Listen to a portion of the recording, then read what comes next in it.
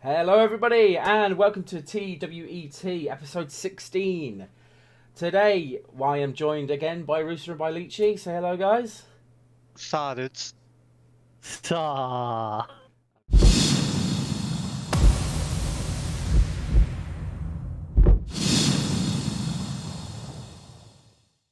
I didn't get a hello, guys, from Leechy. That's a first. It was trying to. Not Yeah, notice it the did. pause. Yeah, yeah, I was waiting for it. It was there.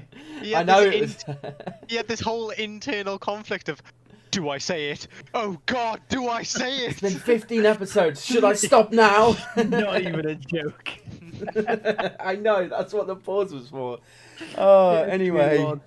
We've got Major internal conflict. We've got quite a bit to talk about, actually. Today's No, we don't. podcast, well, you don't. Today's podcast is hopefully going to be really, really interesting, and I'm looking forward to it because there's some stuff that's been going on and some little tidbits of news that have the potential to be amazing. This is going to be so derailed, it's unreal. And anybody who's here in the stream or anybody watching the video who watched the stream last night, I'm very sorry. Oh, yeah, no, not another derailing. Last night's stream was just, oh. Last night's stream was only supposed to be 3.5 hours. It ended up being 6 hours long, and for the last 2 hours, it was just hideous. So we'll just breeze off of that and go past it. But yeah, so the first thing that I really wanted to talk about was Baldur's Gate 3, and anybody who's kind of watching the channel or anything like that, anything along those lines, knows that I'm a big, huge fan of Baldur's Gate. And But I you was hate looking Baldur's Gate forward 3. to it. Like, It's the worst such a game. No. Baldur's Gate 3 has been absolutely amazing, and if anybody was kind of there... Hang on, somebody's just hosted. Oh, and thank you so much for the host, brother. Much appreciated. And welcome to the podcast. So anybody that was there for the 24-hour stream would know that me and my good friend Catweasel, Phil as I call him, we had a great time playing Baldur's Gate 3 for 24 hours, except for the last probably 4 hours where it was just an absolute nightmare. It was so difficult. I feel so sorry for Phil because I think I was getting arsey with it. Hey everyone, welcome to the podcast, buddy. Baldur's Gate 3 has been absolutely fantastic for me, and I did a kind of first impressions sort of video a couple of weeks back now, and it's been out for almost 2 weeks, and so we've had a little bit more time to play it. I've completed the main story quest line with Phil on the 24-hour stream, and I have to say, you know, it's obviously in its kind of early access location and where it's kind of sitting right now, and there are a lot of bugs and there are a lot of issues, especially multiplayer. If you guys want to get the game and want to play out multiplayer, just be warned that right now it's a bit of a mess. Single player experience though seems it has its issues, as you'd expect out of any early access game, but it's definitely a cleaner experience. No, that's bullshit. Early access game should be perfect. Absolutely flawless with no bugs. Casey. Oh god. Oh, excuse me. Anyway. But yeah, it does have mainly visual bugs for the single player, but in terms of gameplay bugs, I've not found that many that completely destroy. No, I had one crash where my game just plummeted down to 1 FPS and then crashed out, and that was fixed by, instead of running the Vulkan API version, running the DirectX 12, I think it is. Mate, you're so version. ungrateful. And to be fair, even them themselves, Larian, basically turn around and say, yeah, there's some weird issues with the Vulkan version at the moment. If you're having crashes, run the DirectX version for now. We are working on the Vulkan version, though. I think generally there should be a huge shout out to Larian Studios for the whole kind of pre-release, post-release, and first patch that recently came out. So the last 3 weeks, I think they've been absolutely fantastic as a company. They've been brilliant on Twitter. Changing their name to Baldur's Late absolutely tickled me. Yeah, that tickled me as well. I love that kind of sense of humour. But they've been really vocal and they've been really open. And then they, I don't know if you guys know this, but for the first 15 minutes of the release, they actually broke Steam. They completely destroyed the purchase service. They were so shocked by that. And yet they called it an achievement. Yeah, exactly. It was brilliant. They were just like, well, we broke Steam. Sorry, guys. Them for it. Yeah. Seriously though, when they released it, they were like after the amazing launch they got for the early access, they genuinely were just like, guys, like, what are you doing? We released this early access with the idea of, oh, you know, if we can get a small sort of following of our game, then we can iterate and improve as we develop, and we can get a lot of community feedback as we develop the game. Like, you know, this is a company that uses early access for its sole purpose, not just as a cash grab way. And they've proven that with their previous games. They've proven that with Original Sin 2 as well, that early access isn't just a this is it for 6 years kind of thing for them. This game will be in early access for about a year, if that. Like, it's in early access for the sake of getting thing. And they were like, you know, we thought we'd get a small following as we do that. Yeah, we broke Steam. Yeah. There's literally thousands and thousands of you buying our games. We've made way more money from this than we thought we'd even get close to. And they've just gone, now what the fuck do we do? Now you expect so much more from us. But they just took it all on the chin. Like they did. They're fantastic. Brilliant. And even with the issues that they're having, because there was a big issue where a lot of with the patch 1, the new patch, a lot of people's saves actually got corrupted because of the update, and they turned around and they fixed it, and they actually made it sound as if like, there was a tiefling that was causing an issue and all of this stuff, and then they actually said that the problem was actually a tiefling cantrip that was causing major issues in the game. But they kind of put the spin on it that there was like a tiefling in the office causing these issues, and I just think their sense of humor is just fantastic, and it really shows that in the game as well, because some of the characters in game, who, by the way, the voice acting in game is phenomenal. So good. It's an early access game. Like, most of this is unfinished, and you can tell that in some of the animations. Yeah. Some of the animations seem like the kind of early animations you do to get the general feel. Like, there's a lot of conversations where like arms are just kind of stiff, and they do the general movements, but you can blatantly tell like someone handing something to you is just a flat hand, and they're holding out a small neck to doing the big bend. Yeah, and things like that. Always like this. So you can see that there's things that need to be done, and like even the animations of the voice acting sometimes can be a little bit weird, but the voice acting itself you can see is final product voice acting.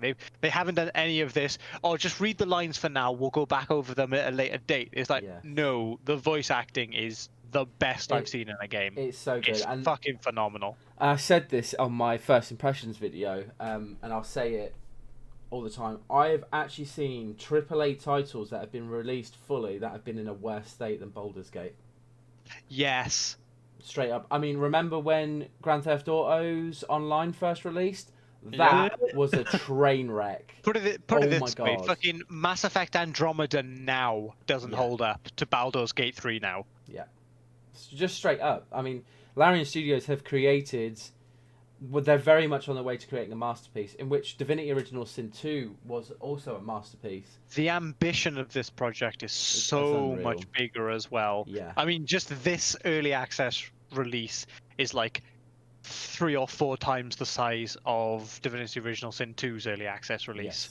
Yes. Original Sin 2 early access had like 200 NPCs, I think it was, and 30,000 lines of dialogue. Baldur's Gate 3 has 600 NPCs and 60,000 lines of dialogue. And this is on early access. This is not full game. This is 1/3 of the game. Yeah. Didn't they say something like there were 60 spells in Divinity Original Sin 2, and there's like 200 in Baldur's Gate 3 early access? Yeah. And bearing in mind, this is a game that doesn't have all of the classes it's going to have. It doesn't have all of the races it's going to have. Nope. We've still got Dragonborns. We've still got like the likes of Druids. We've still there's so much more. 9 races and 6 classes, I think. And there's going to be a fair few more. Races. 8 races, is it? 5 classes. I was one off by both. But yeah, there's so many more classes to come. I mean, I can't wait for a bard. Erevan Windriver will fucking rule the realm. I cannot wait to make him in game. Oh, the meta, like love it when studios do this, and they're far from the first to do it. Yeah. So I'm not saying anything like that, but I do love a studio that shows a lot of the metrics and stuff like that, and like they released the Yes. heat map of where everyone was dying the most, and Yeah. then gave like this, and then gave information as to what that shows. And for those who don't know, I won't say anything about where it is, but let's just say there's a pretty strange sexual act in the game that you can accidentally interrupt. And let's just say the things that are engaging in said sexual act do not appreciate you interrupting.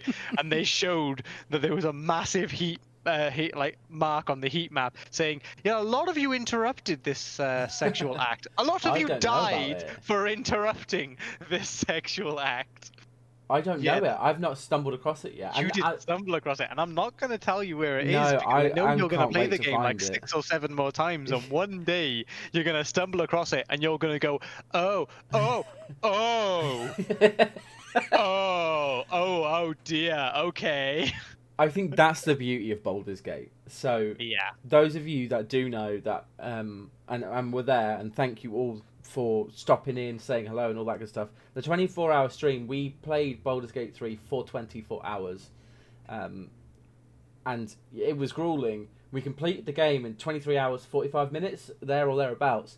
And I was playing it earlier today, which is kind of like the second time I've played it since last weekend. And I stumbled across a location and an interaction and an encounter that I've never experienced before. And that's Baldur's Gate 3 in a nutshell. Yeah. You could play that game 4 or 5 times, and I can guarantee to you, no playthrough will be the same. And Yeah. you'll find new things. Like, things like Divinity Original Sin 2 were pretty good for options, but Baldur's Gate 3 has taken it to such another Yes. level. Like, there's genuinely just so many interactions, so many places to go, so many different ways that sort of storylines and quests can go depending on who you side with and what you decide to do, and then you can just bypass things, and it's all over the place. There's so much. Like it's really hard to explain just how much is in that game, and how many different avenues and directions you can take. Like I did an action earlier today, which it made a lot of people angry, and subsequently a lot of said people are dead. It was everything kicked off, and I can't wait to get back on that playthrough. Like, my sheer shock when I discovered that I was able to basically make an agreement with some rather large friends who would normally want to kill me, rather than have them kill me, and like just by getting those lucky dice rolls and making the right conversation decisions, it's just so great. And I don't want to say any more than that, because spoilers. People will come across it, but just things would normally want me dead, wanted me dead, managed to talk my way out of them killing me, managed to talk my way into friendship, managed to talk my way into an alliance.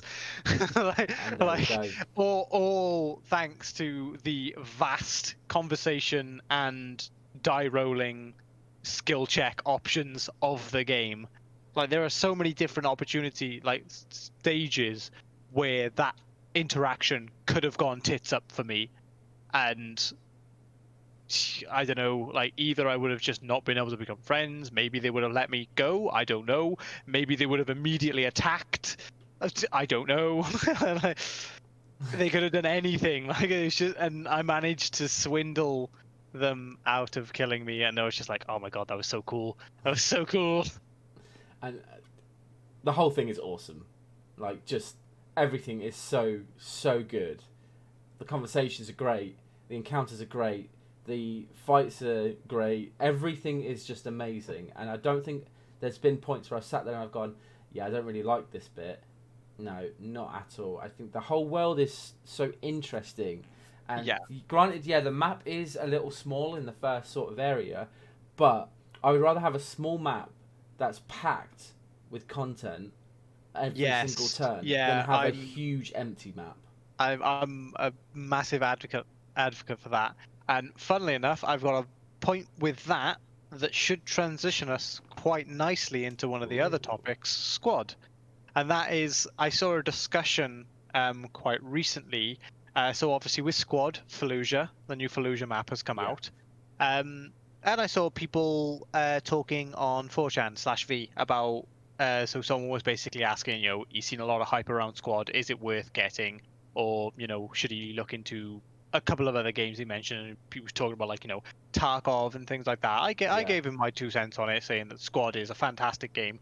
Because he was basically worried that it's got a lot of streamer hype and is it just going to die? And I pointed out that no, yeah, it's gotten more attention because of streamer hype at the moment. Some of that attention will die out, but it's been going strong for a while, and will continue to go strong even after the streamer hype and some of the numbers dwindle away. Yeah. But someone was just basically like some Armor fanboy. Now I love the Armor series.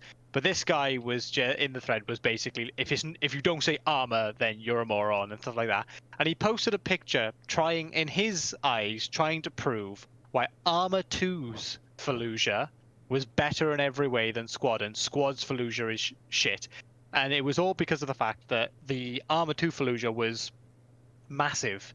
So many people then pointed out, it's huge sections of copy and pasted buildings. Like you could blatantly see the same block of buildings is over there as well, and over there and over there. This like square block of like 20 buildings is in 3 separate sections of the map, and with armor and with the player count that you commonly had with that size of armor, you spent a lot of time not seeing anyone at all. Now you can run into that problem with Squad, but it's a bit less of a problem, particularly on Fallujah. And they pointed out that this slightly smaller recreation of Fallujah was a hell of a lot more interesting. There was a lot more variety.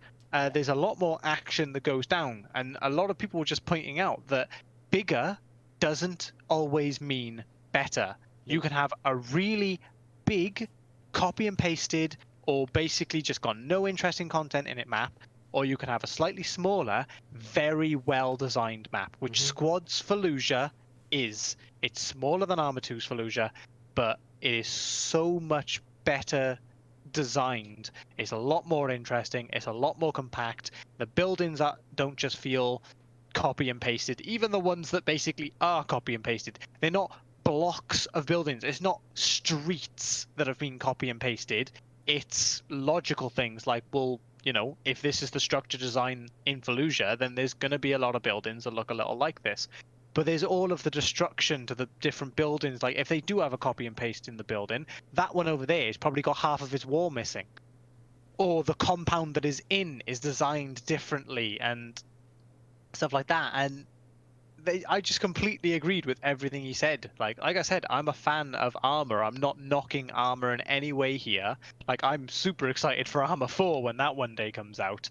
Eventually. But just because your map is bigger does not mean it's better if the content in that map is like, rubbish. I think Assassin's Creed Origins maybe suffered from that. Odyssey rectified it a bit, but Origins was just a huge area, but very little to actually do in it. A lot of open desert. Yeah, just like area to traverse. It was just boring because there were no side quests, no interesting encounters. It was just boring crap. You can always tell if a world is interesting or not in a game by how many times players tend to use the fast travel system. And I think the perfect example of this is in terms of Skyrim. I fast travelled absolutely everywhere because fast travelling was a lot easier to do than the next game that I'm going to compare it to. But I was always first thinking about fast travelling across Skyrim because Skyrim is not that full. There's loads of interesting places to go and see, and it is quite full. A lot of them are one-time visits, though. That's the problem. It's like, look, there's a couple of these like compounds and dungeons and things along the way, but once you've been there, you've been there. Yeah. So you'll now just fast travel straight over them because it's no longer interesting. Whereas comparing it to, and this is going to sound like a strange comparison, but comparing it to Red Dead Redemption 2, which not only was the world absolutely huge, that was a barren wasteland, but my God, there was so much to do. Yeah, a there was point. always some kind of new encounter or Yeah, something like that. You never constantly. felt like, oh, well, I've been to that area, so there's no point in me ever going there again. Yeah. You could have a completely dead world like Red Dead Redemption and still make it more interesting to a point where you don't want to fast travel from location to location. Now, it's different because the fast travel mechanics in Red Dead was different to how they were in Skyrim, because Skyrim you could fast travel at any point as long as you weren't in combat, whereas you had to go to a specific location in Red Dead 2. Whereas at no point did I sit there and say to myself, maybe once or twice, did I say, right, I want to fast travel because I can't be bothered to do the journey. Every single time I did that journey, no matter what the wasteland was like at the time, I call it a wasteland, it was just kind of like no man's land sort of thing. There was always something to do, and I always got distracted every time that I went and did it. And even when there were dead moments in Red Dead 2 during story sections, what they managed to do with the score and with the camera were just fantastic, to a point where you don't even notice that you're just walking across, like, through a jungle where nothing's going on, because you're going, this is amazing. And Yeah, you're spending too much time going, oh my god. yeah. Wow, look at that view. And that's oh my word. that's the thing. Skyrim is much grander and it's much bigger, and of course it's a lot older, and it still holds up today. Same can be said with maybe The Witcher as well, although The Witcher's more interesting in its open world. But Red Dead 2, whilst it wasn't the biggest map ever, it still took you a long time to get across it. It was so interesting all the time, and that is more important than having just a huge map. And Armour itself, Armour's good. Armour's a game that you make of it what you will. In terms of, people will create servers, will do mods, and they'll create the game how they want to, and then you'll join in and you'll play those mods. Whereas you have to kind of find the right thing, and sometimes some things don't quite sit with you quite well, and then another server will do it better and all of that great stuff. Whereas Squad is very focused on its gameplay mechanics and solidifying those gameplay mechanics. But there are so many different gameplay mechanics in such an awesome area of a map that you can play the same map 100 times, but you can play it in 100 different ways. And Armour, I don't feel like you can do that as much as what you can with Squad. I think Squad is a lot more focused on what you have available to you, especially in the base game. Mods, makes it a hell of a lot better. But that's the kind of point, the whole Squad Armour comparison. The good thing is that they are being compared. Armour's huge. Squad is up and coming. It's just come out of early access. And the fact that both of these franchises are being compared to each other is a fantastic thing for Squad, without a doubt. And its gameplay is just fun. It's just interesting. I mean, we spent 45 minutes to an hour on stream yesterday building a base on Squad and not doing anything. I absolutely love base building on Squad. That was good gameplay fun. for me is really good fun. Yeah, and it's that you don't have to be at the front of the war the whole time to have fun in Squad. We built just loads of sandbags everywhere. We built this base out. Everybody had it as their kind of main base to fall back to, and we had it under control. And then we moved up when we could see the opportunity to move up as a squad and as a team, and we absolutely destroyed them. And that's the thing. That's what Squad offers. It's not just, I've got to be a soldier with a gun and shoot shit. No, you can snipe people. You can do just so much more, and you can be a lot more helpful on the team from there. And it's just, it's just great fun. And Adam's point here about Red Dead 2, he never fast travels, and he didn't even know you could. That's the thing. I think the devs did a really great job of not hiding fast travel, but not pushing it. And having it as an easy source to kind of just go and do. You had to go to a location to be able to go somewhere first. So it was kind of sometimes you had to go out of your way. So the fast travel system was never there. Whereas Skyrim, it was always there. Yeah. Yeah, exactly, Pinko. You just shoot in a direction because everyone else is. Exactly. But yeah, I mean, Squad has been absolutely fantastic, and we've really got into it again as kind of a group, which I'm really happy about. And there's going to be a lot more content coming out on Squad. There's currently 2 videos out at the moment. My favourite video came out on Tuesday, just gone. So if you've not given that a watch yet, guys, it's the incoming enemy chopper video. It is hilarious. It So is good. great fun. So go and watch that if you haven't seen it already. And then just kind of stay tuned because there's going to be a lot more squad coming on for the next couple of weeks. I would have thought we're still getting all into it as a group, and we're playing it together as a group. And I think there's going to be a lot more time put into squad over the coming weeks for sure. I don't know if you guys have any other like. No, that's not going to be happening because I know Leechy, you've been absolutely loving squad at the moment. Oh, squad's been great. It's about the only shooter I'm properly enjoying. I've been dabbling on Modern Warfare again recently, and I don't know. It's just, I mean, they're different ends of the market. Obviously, you can't really compare Modern Warfare and Squad, but I don't know. Modern Warfare is supposed to be the game that you pick up and have fun and, you know, have a blast for an hour or whatever. But I find Squad more enjoyable for that at the moment. Yes. Yeah. My enjoyment of Squad has gone through the roof. Like, we've always enjoyed Squad, and over the past couple of years while it's been in development and since it's been in early access, me and Lichi would go back and we'd dabble in it for a while, and we'd always be the same, like, oh, we need to play more Squad, and then it'd just dwindle away, we'd stop.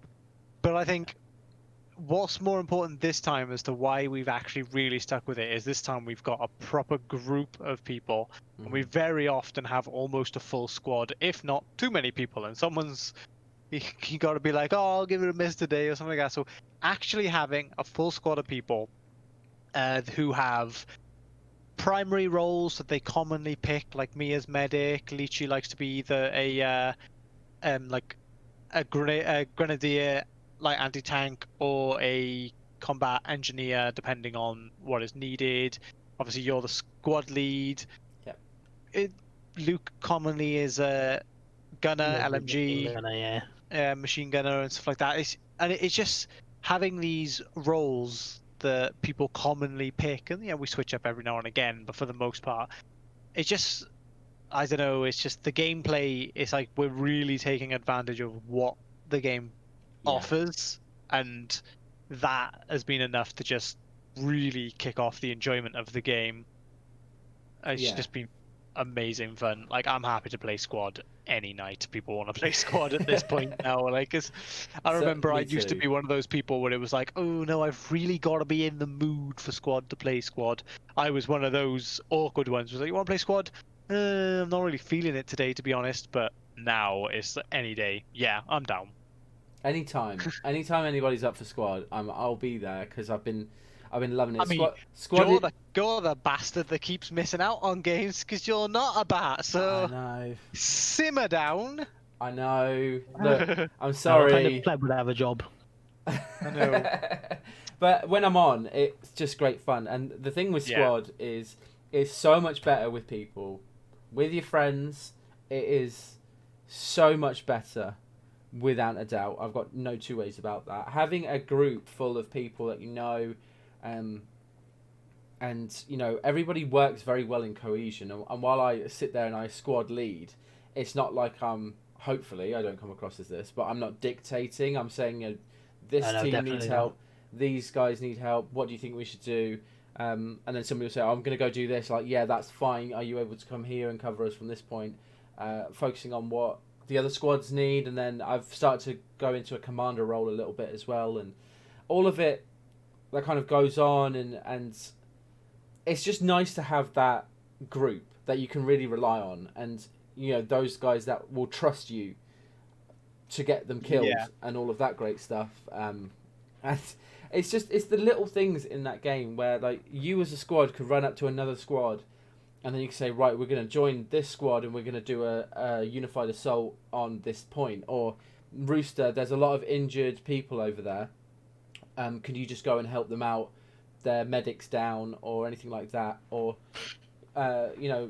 Leech, you've got an RPG or you've got light anti-tank. There's a vehicle in this direction. Can you take two people and move kind of up in that direction? Luke, let's get this mortar set up and just start firing. 450 front, go! Like, that's what Squad has to offer. And it's absolutely brilliant.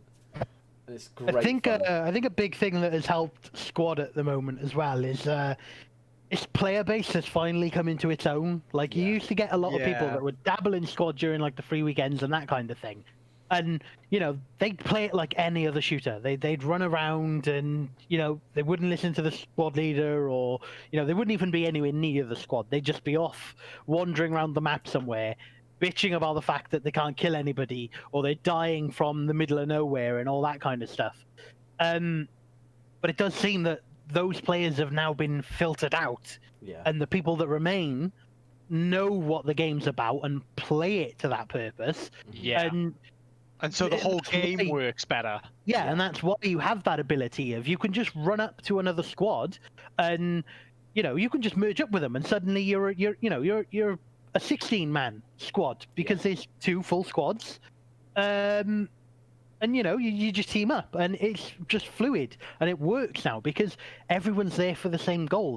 They understand the point of the game, and it's just it's a much cooler experience now than it was about a year ago when we last properly played it. Yeah. Well, I mean, the additions that they've made in not just the last year, in the last 10 months. So I think January they introduced the commander in, and the UAV, and then the airstrikes and stuff like that the commander can use. That gameplay in and of itself gives the squad leaders a leader, which PTSD. It adds PTSD to the yeah, it game. does That's add what it does. PTSD, yeah, for sure. But the whole commander role is great fun, and it's really enjoyable. And the whole premise of it is, look, the game is all about teamwork, and like you said, the community is starting to understand that now. And those people that don't want to work as a team don't play the game because they don't find it fun.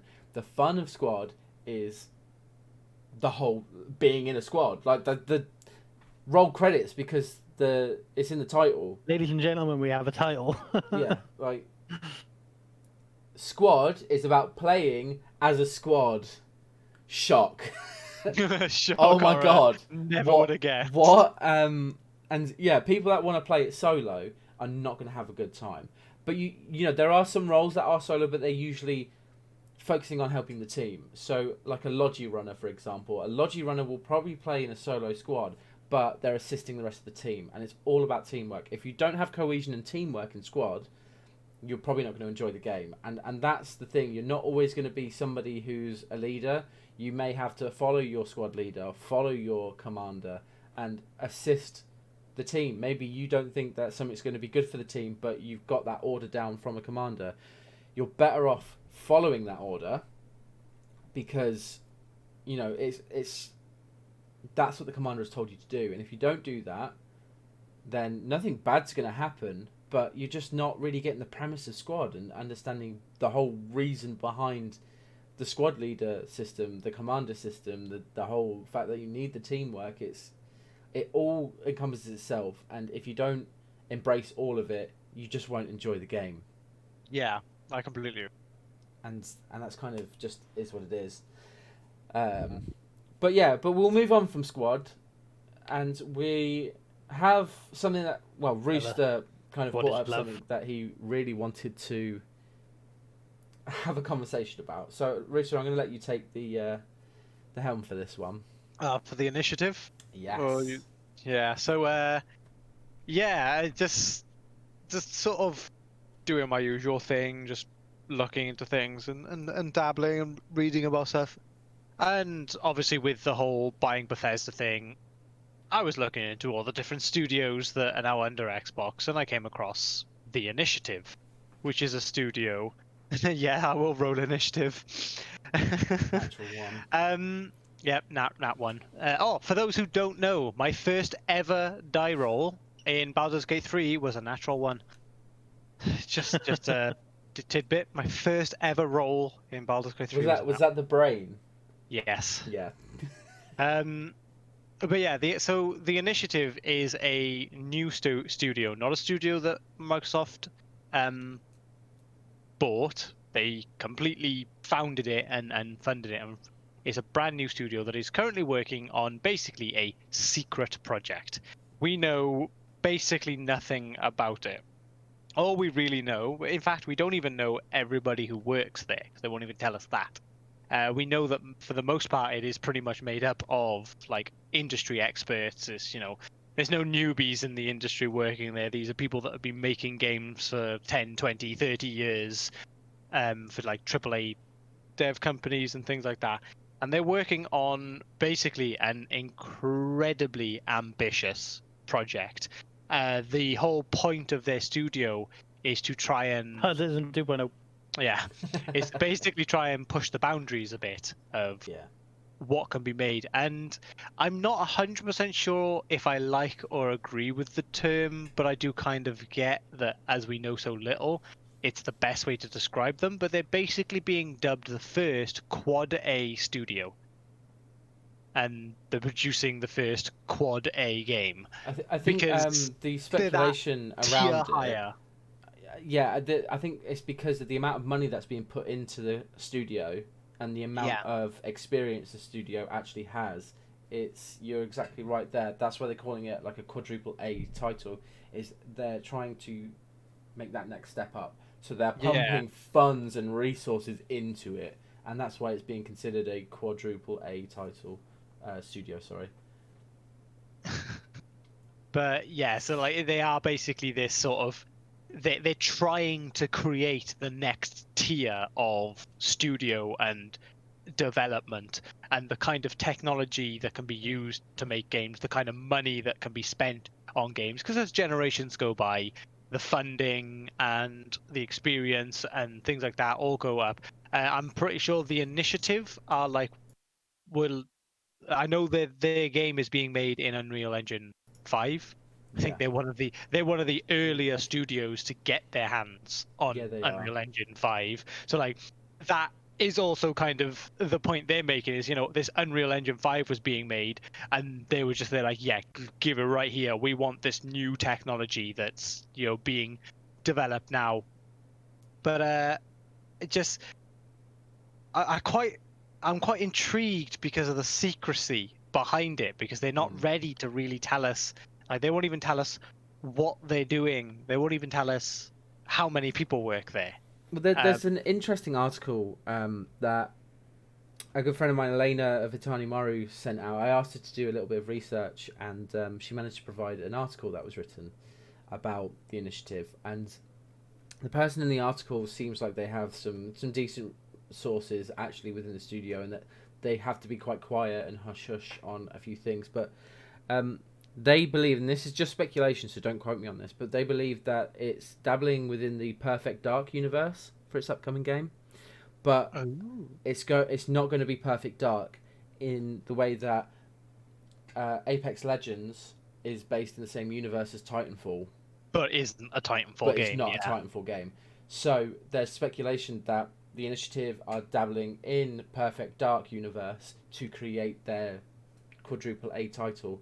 So it could be very similar in terms of some of the gameplay mechanics, but maybe some of the lore bits. But the entire universe, this person is speculating, due to the sources, that is going to be the universe that they actually create the game in. So that's kind of cool. That's I think kind of interesting. What the hell? It stood out for me. So I was following I'd follow the design director of the initiative on Twitter, and I was looking through some of their older posts and everything, and two pictures stood out to me that because the both of them together tell me something that they're not saying. So very recently, the design director shared a picture of his daughter playing the game that they are making on Twitter, yeah. and he basically just turned around and said, it's been about 6 months since she last played.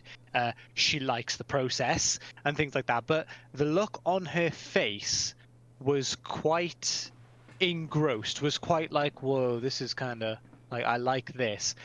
And like her expression kind of said a lot more than what he wrote as the Twitter post. Yeah. And then I kept on scrolling down, and not long before that, they'd had Phil Spencer at the studio to see what they had been dealing with. And all they'd said was, Phil Spencer's been to check up on how the initiative's project is going, and safe to say, he's happy with the progress so far. And it was a picture of him stood in front of a monitor. You could only see the back of the monitor holding a controller. And he had the same expression of just, oh my God, that is cool. Like almost disbelief and shock. And the two of them together, with how little they're saying, it felt very natural, the expressions did. And it just really piqued my interest to see two different people's reactions of two very different lifestyles. I mean, one of them's just the design director's daughter, the other one the head of Xbox, and both of them had this very same expression of just almost disbelief, a shock, and wow, that is cool on their face while playing it. And I feel like those expressions speak a lot more than the Twitter posts themselves. Yeah, for sure. I think one thing as well that people are going to have to be aware of is that the studio, the initiative, was actually founded in 2018 under Xbox, and so it would have taken them quite a long time to not only just get the talent together, but to finalize the resources and so on to build this game. So I can guarantee to you that we will most probably not hear anything about this game, unless there's any leaks or anything, till probably 2025. Because a game of this scale will most probably take at the very least a decade. I completely agree. Yeah, so, I think with the focus of the very little that they've said being on how ambitious the project is, does tell me that I think that's another thing that they're dabbling in is longer development cycles. Because you've got companies like Bethesda who are known for long development cycles. They spend about 3 or 4 years making games usually. But then, for the most part, a lot of games are made in 2 years. The average development cycle is 2 years. And I think that's another reason why they're sort of dubbing it this sort of Quad A, and this next tier is the higher funding, the higher technology, and I think the idea being of a much longer development cycle to really produce something much more ambitious, rather than trying to cram out something in 2 years' time. I think the best comparison for it in current day, and you're going to hate me for this, is most probably Star Citizen, but with a lot more funding. Yeah, let's like because obviously there is the meme that is Star Citizen, but let's not forget that Star Citizen was a crowd-funded project. Yeah, and it's a big meme. It's taking so long, and the ambitions all like that. But it was crowdfunding. Yes, they made a lot of money, but they didn't really have this major backing. Whereas the initiative is a very similar circumstances in what they want to do. Only it's been set up by Microsoft. They've got the funding of Microsoft. They've got the support of Microsoft. They can kick that off straight away and easily. Yeah, it's a completely different ball game. I mean, the studio they've probably had set up is probably top of the range everything. Yes. I mean, just where it is, I can't remember exactly what. I think it's based in California or something. I think so. I'm not too sure, but I think so. But in terms of the project scale and its ambition, I think that can match the ambition that Robert Space Industries, the RSI guys, kind of bumped that up to. And you're completely right. You bang on. The guys who are creating Star Citizen, they didn't have the funding. They didn't have the right people in the right place. Whereas the guys at Xbox have very much got that resource to do it. They've put the people in the right place. They've given state-of-the-art equipment, and that is going to push ahead a lot quicker than what Star Citizen has done. And the thing with such a grand-scale project like this is so many things can change. And Star Citizen is, again, the better example here for this. Originally, Star Citizen was just going to be a space dogfighting simulator game. That was it. And because there was so much backing from the crowdfund that they actually expanded it, but I think it was like 50 times or something ridiculous, where you could then start to get out of the ship and you could do more. It's like, okay, well, it's not going to be a military simulator. It's going to be a citizen simulator, so you could do whatever you want. That means we need all of this, and we need these plans, we need this and here. And that can be very similar with what the initiative is doing. They could create something on such a grand scale and think to themselves, that doesn't work. or I want that in, or this would work better, or let's rework this and let's do this. So we could sit here and say, oh, it could be a good decade before we even see the game. It could be longer than that, depending on how that development goes. And you got to think from now till then, how many people will turn over in the company, how many people will leave, how many new people will come in with different ideas and all of that good stuff. Just to put it into perspective for people, who they chose as the design director for their sort of this new studio. So it's Drew Murray. And the games that he has previously worked on, the key games that he worked on before he was chosen for the design director of the initiative, is Sunset Overdrive, Ratchet and Clank, and Resistance. And now, whether you're a fan of those games or not, you can't deny that they are, all three of them are very big games. Yeah, they are. His first game that he worked on was the original Resistance, which I don't know if everyone here has played that, but Resistance was fucking amazing. I loved the Resistance games. Ratchet and Clank, absolutely legendary game. I mean, game's been going strong for years and years and years. Classic. And then Sunset Overdrive, I never played Sunset Overdrive, so I don't really know. I can't really comment on it, but I've never really seen much negativity around it. No, I don't think there was much negativity. I think it was a feel-good kind of game, and it was aesthetically pleasing. So, you know, this guy's got a pretty reasonable track record for, you know, the games that he... I mean, I wouldn't class any of those games as failures. In fact, I'd class all three of those franchises as major successes. And this is the guy that they've immediately just gone, yeah, bang, here, brand new studio, all of this funding. You're the design director. Like, yeah, and it's a good track record. And like I've said, you know, we know he's the design director, but half of the studio we don't know work for the studio because they don't even want to tell us that at the moment. Because the more we know, the more information will leak. And the more speculation there can be. And obviously if you know that all of these people have worked on all these very similar style games, you can start to get an idea of a pattern of like, 80% of the developers have worked on shooters, kind of thing. Then you can kind of go, okay, it's going to be a shooter because they want shooter talent. So yeah, like whatever they're doing, they really want to keep it under wraps for now. I think the good thing about Xbox having so many studios under them in this frame is if the initiative are not quite sure on what they want to do from maybe an open world perspective, guess who's next door? It's Bethesda.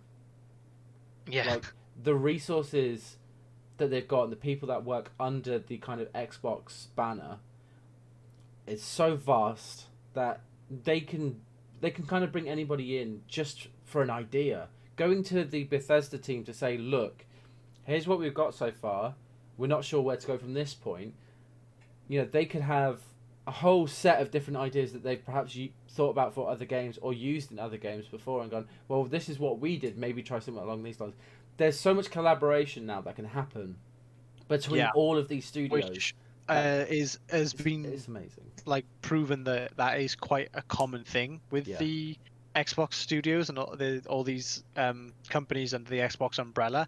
Is a lot of them have turned around and said, yeah, they'll spend like 99% of their time working on something for the studio they work for, but there is a surprising amount of collaboration between studios, and like someone from this studio just briefly doing something for that studio because they wanted someone with a bit more experience for this, and there is genuinely a lot of collaboration between the Xbox studios. So when Xbox buy out all these teams, they don't just buy them as like standalone studios, like, yeah, you do your work, chuck money at you. Like, they really bring them into a network.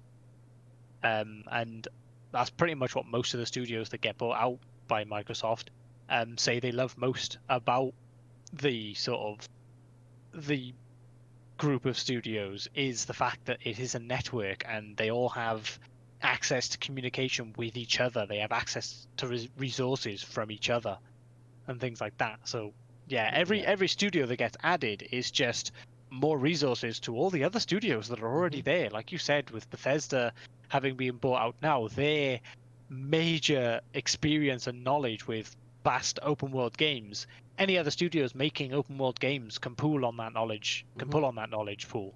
Exactly.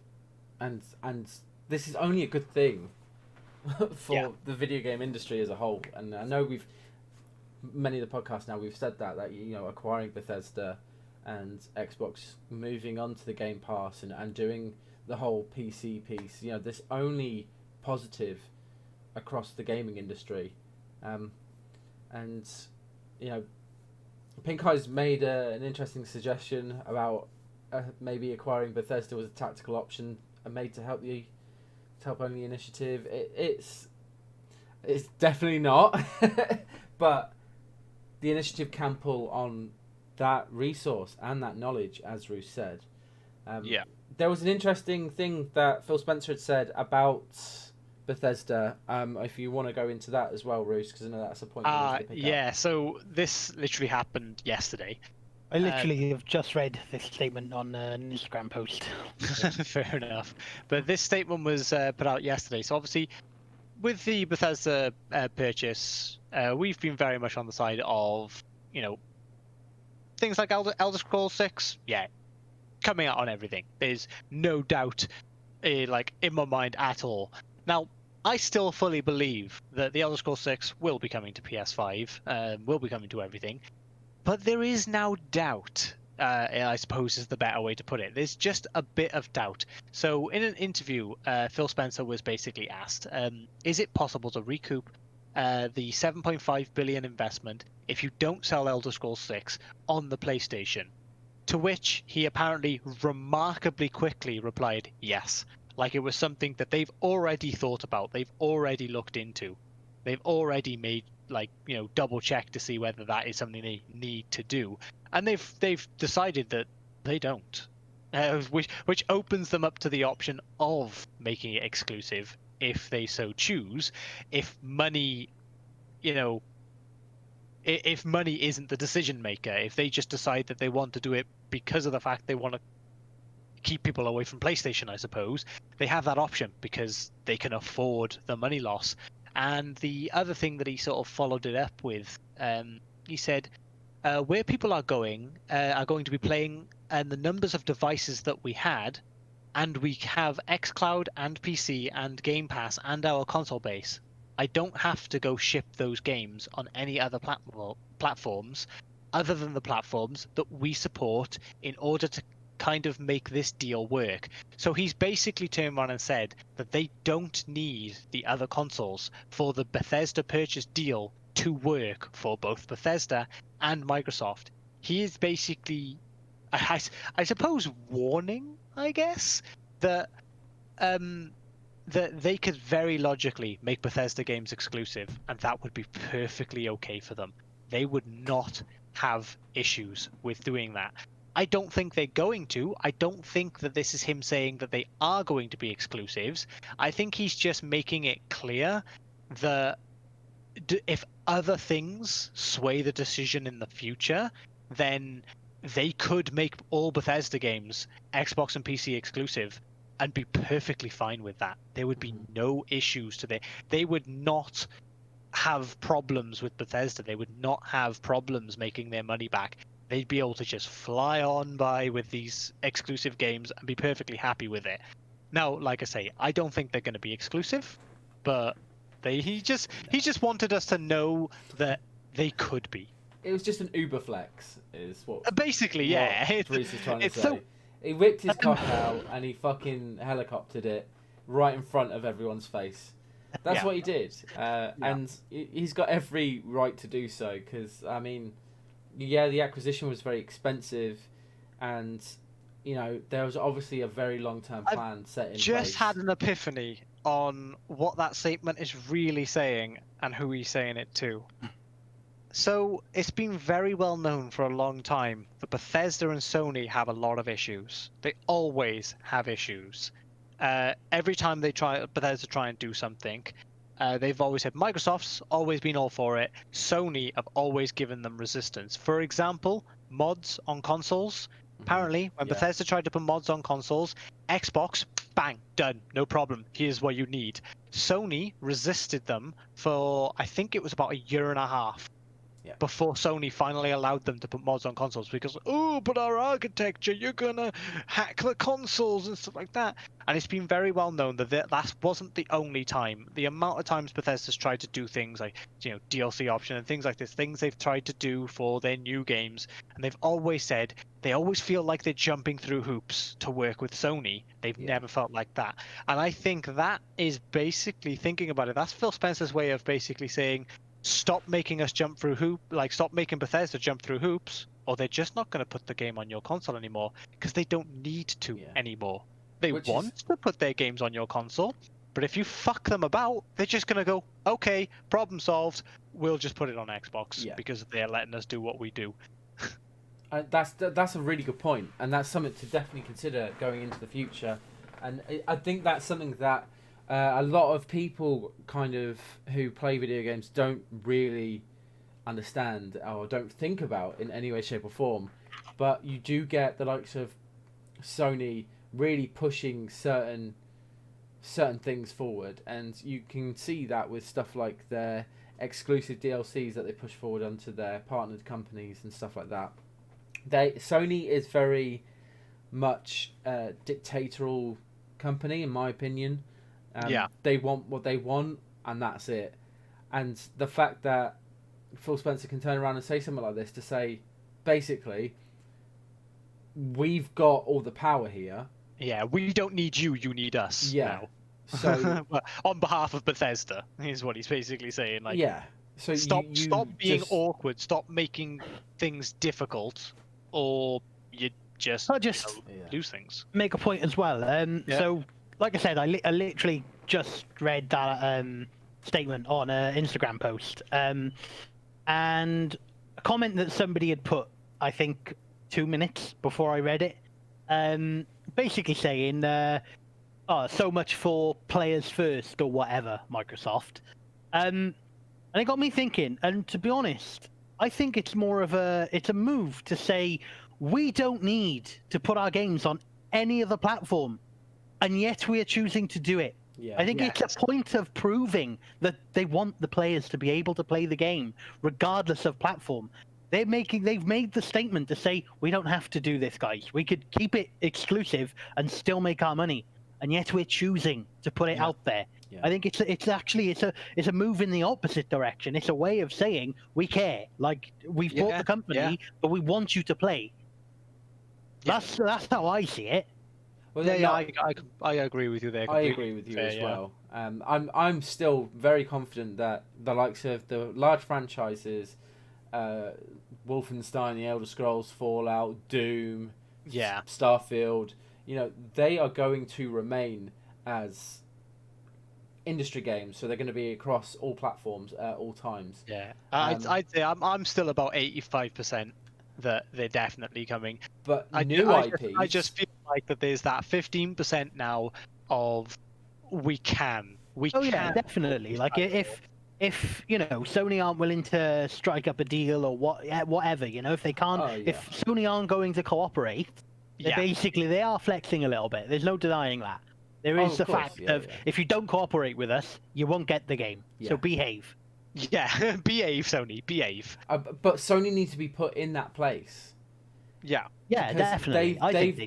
They've been, being quite aggressive in terms of exclusivity and. Yeah, well, I mean, Bethesda's already put them in their place once because they tried to get Starfield as a 1-year exclusive to PlayStation. Yep.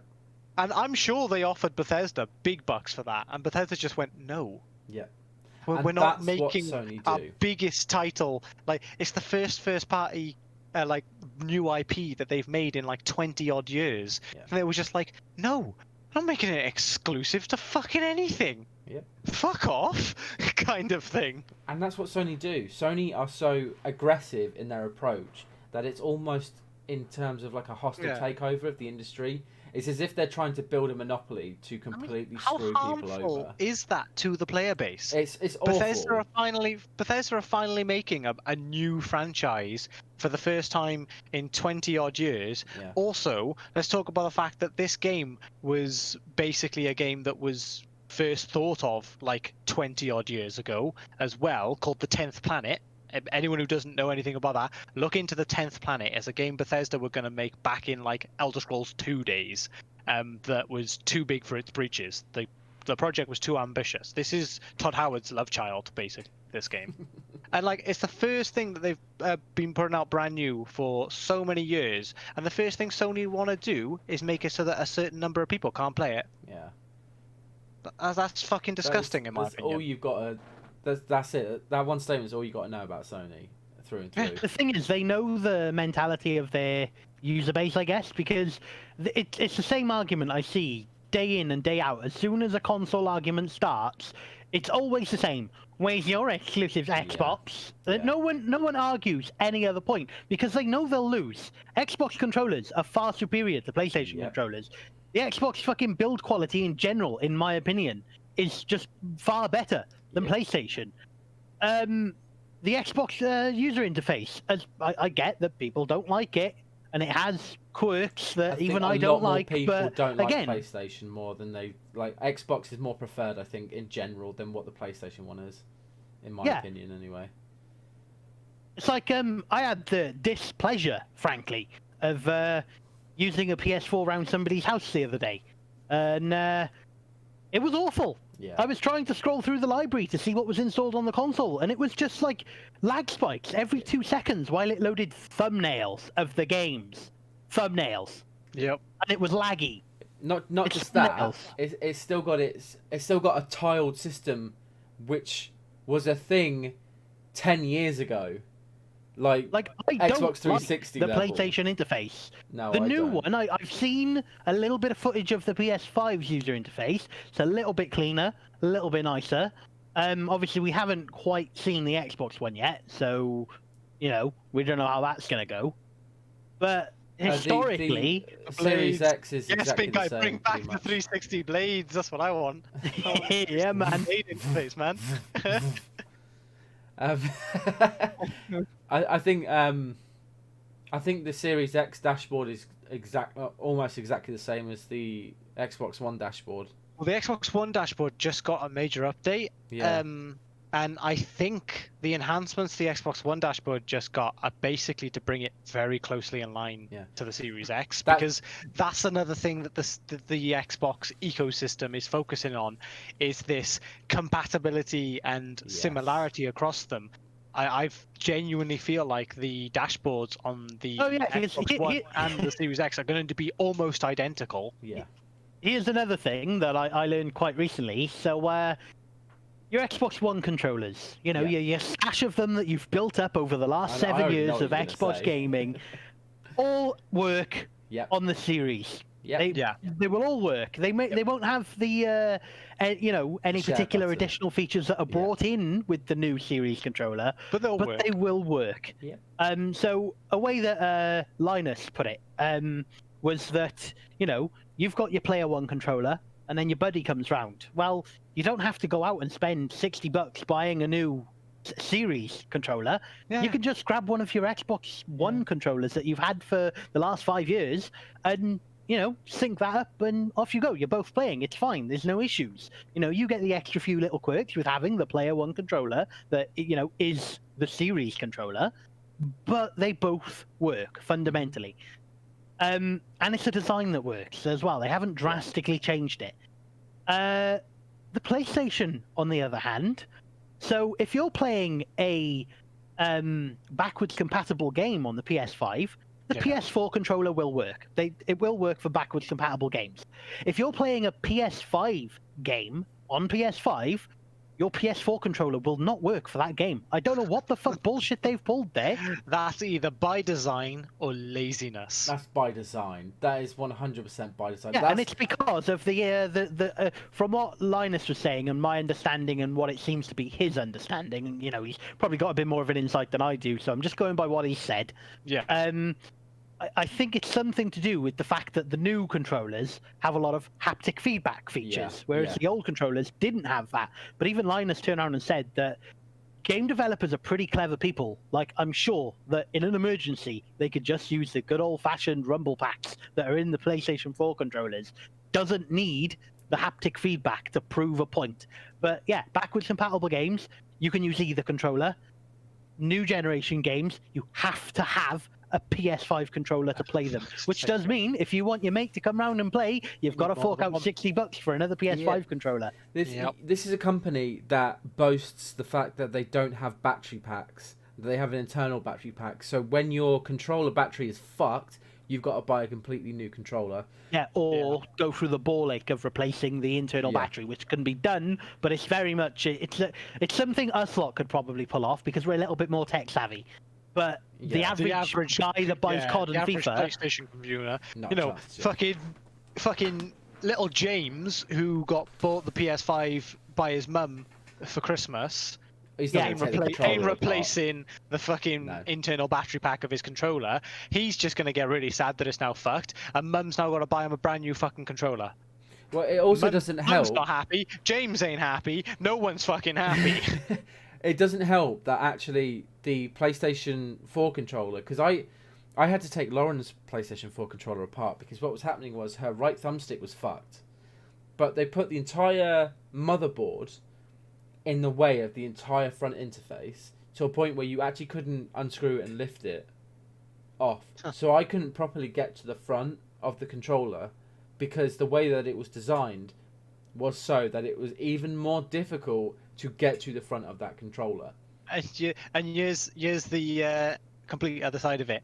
I've taken apart my Xbox One controller on several occasions. Yeah. It's been an absolute fucking breeze every time. The Xbox I was having an issue with the buttons not bearing in mind as well to back up the Xbox controller as well. This controller was about 7 years old, might I add. Like this happened quite like in the past 2 years, and I had it from a year or two after the Xbox One came out. So, and I had to take apart the controller and fiddle around with one of the D-pad buttons because it was feeling a bit spongy and thing. It has since now the buttons are fucked, but I think that was from aggressively pressing and trying to change my a lot of Dark Souls. spell in Dark Souls. Yeah, 100%. I believe it's because of how much Dark Souls I played on it. Not on my Xbox, on my PC. But I had to completely take it apart. I took the front thing off, the back of it off. I took all of the face plates off. I had all of the buttons out. I had the analog sticks out, and I just gave it a good old clean as well while I was at it. Made sure that there was no dirt or grime and grub under the buttons and things like that. Yeah. And it all just went back on so crisply. Honestly, when I put it back together and had a look at it, it didn't look like it had ever even been touched. You couldn't tell that I'd taken it apart. I've since taken it apart 3 or 4 times because it takes me 2 minutes. It's just easy. Yeah, it was so easy to do. And it's completely front front separating. By that I mean the face plate comes off, and that's how you can get in there. Whereas the PlayStation, the back plate comes off. Oh, both come off on the Xbox. It basically the Xbox One has its own skeleton that everything else is attached to. There's a skeleton. The front plate doesn't even need to be unscrewed. If you've got the little sort of squeegee scrub thing that you would use to get phone screens off and stuff like that, which I happen to have. A spudger, that's the one. You've got a spudger. You just spudger the front plate straight off. It just comes clean off. No screws whatsoever. The back is then screwed into the skeleton. And you take out 2 screws. Or it's 2 or 4 screws, I can't remember how, and then that just comes straight off as well. And then all the buttons, stuff like that, are all attached to this skeleton inside the controller, basically, and that's what the motherboard's attached to. And everything else can just detach and come off the motherboard. The very last thing you'd have to take off would be the motherboard, and that's if you're trying to look at the bottom of the motherboard for God knows what reason. And I think we can all admit, even PlayStation, the majority of the PlayStation fanboys, they prefer the Xbox controller because I feel like the Xbox controller is designed to fit in people's hands a lot more comfortably. And if we go all the way back to the original Xbox controller, that thing was like a fucking brick. That was awful. The Duke. Oh yeah, and then the 360 controller came out, and that was a good improvement. The Xbox One controller is one of the greatest things I've ever held. Like, the only thing that comes close to it in Nintendo my Switch mind Pro. is the Switch Pro controller, yes, and yeah. that, funnily enough, is because it's very similar Yeah. in many ways. I think it was designed based on the Xbox controller. I actually have a feeling that I wouldn't mind the PS5 controller as much, because yet again, it's sort of its size and stuff is a lot more reminiscent of this Xbox controller design. Even PlayStation is going down that road of changing up the sort of the shape. The shape of the PS5 controller looks very much similar to the Xbox controllers now. Like, it fits in the hand nicer. The design is flawless. Yeah. I mean, even the Xbox Series X controller has very minimal adjustments and changes. Yeah. It is almost the exact same shape. None. It looks slightly different, and it has a couple of extra buttons on it. Do not fix what is not broken. Exactly. The design of the Xbox controller. That's the thing you've got. You've got the three companies, haven't you? You've got Xbox, don't fix what ain't broken. You've got PlayStation, it's fucking broken, but we won't fix it. And then you've just got Nintendo that's just like, what the fuck am I doing this year? Wow, I got a lot of this and a lot of this. That'll do.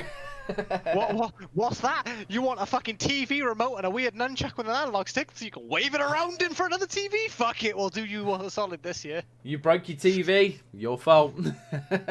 Fucking like that's fucking Nintendo just do something new every fucking generation. PlayStation keeps the same old broken crap, and fucking Xbox just iterated, improved, got it perfect, stopped changing.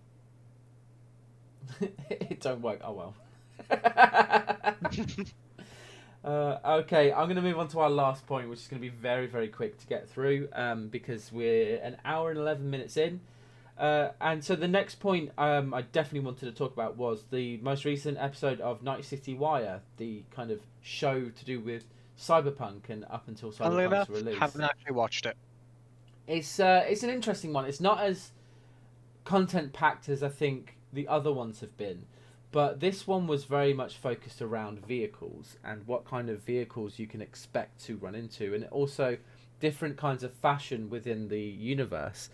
And they, like I think last month they were talking about factions and all the different kind of styles of factions and stuff. Well, there's like fashion is just a major thing across Night City, and how particular people dress depends on their not just their lifestyle, but maybe their upbringing and stuff like that. So you've got like stuff like the executives, and you've got like celebrity things, and there's the executives are very kind of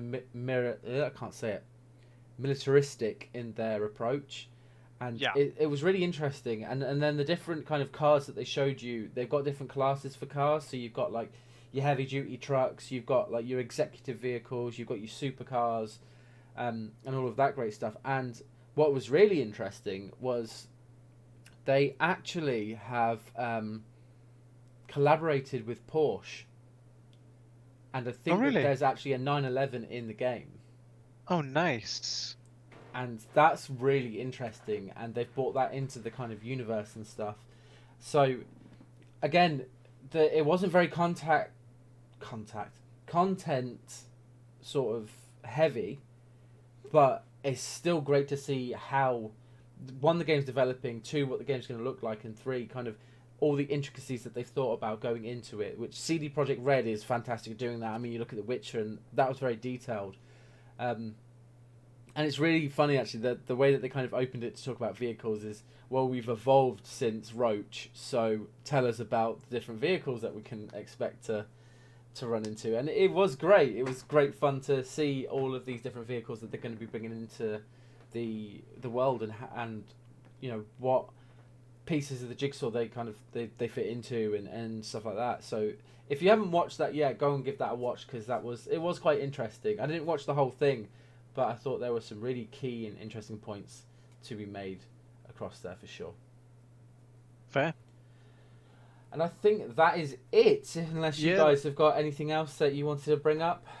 No, that's it from me. Not in particular. No, okay. Well, I think we're all good. Good. That ends episode 16. Guys, thank you so much for watching here in the Twitch chat. Anybody who's watching this on YouTube, thank you so much for watching it on YouTube. These have I've had so much fun doing it, and I hope that, one, they're informative, they're enjoyable and you guys are having some good fun with it. So, you know, let us know what you think of it, if there's any improvements that you can think of or anything along those lines, and you know, we'll see what we can do about implementing them. But guys, thank you so much for stopping by. Mitch, thanks for the claps, and I guess we'll see you next time whenever we do one of these. So for now, guys, goodbye.